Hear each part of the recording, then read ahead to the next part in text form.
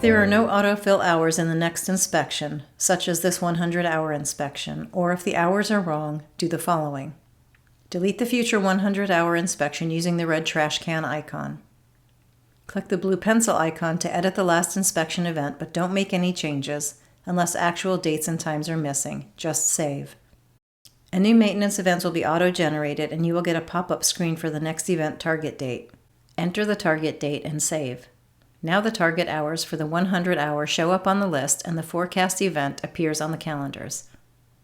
Accurate functioning of maintenance forecasting requires the involvement of both the flight coordinator and the maintenance controller.